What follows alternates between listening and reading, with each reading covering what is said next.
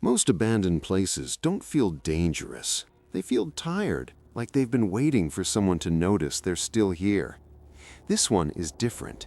People pass it every day, and almost no one talks about why it was left behind.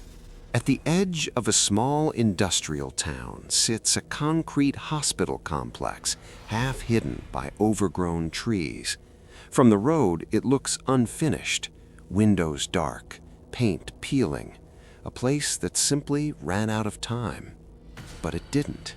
The hospital opened in the late 1940s, built fast and cheap after the war.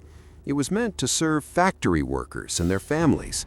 People trusted it. They had no other option. Inside, the hallways were narrow. Rooms were shared. Privacy wasn't a priority. Efficiency was. Most of the staff lived nearby. Nurses worked double shifts. Orderlies slept in break rooms. Doctors came and went, but the building stayed awake around the clock. Records show the hospital was always full, sometimes beyond capacity. Patients were placed in storage rooms, hallways, anywhere a bed would fit. That alone doesn't make a place unsettling.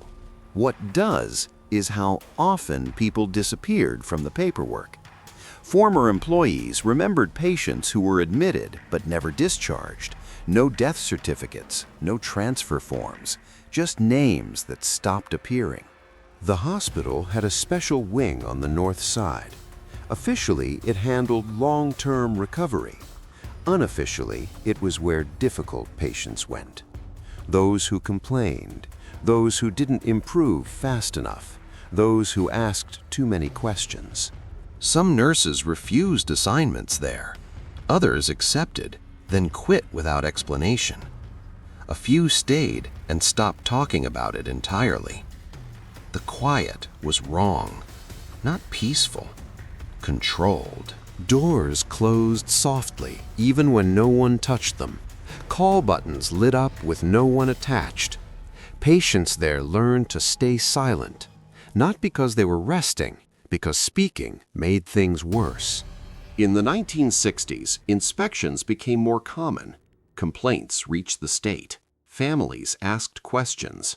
Then a fire broke out in the North Wing.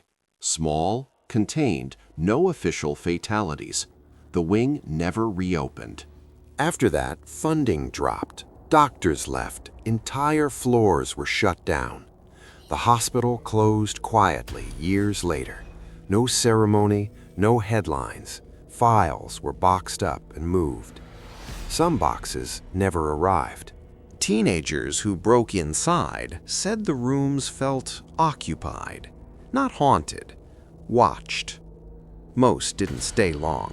Locals avoid the place, not out of fear, more like respect or guilt. They say it was just old, unsafe, better to forget. But forgetting takes effort. Behind the building are unmarked patches of ground, not graves, not officially. No one has permission to dig. Some places don't need ghosts. They only need memory.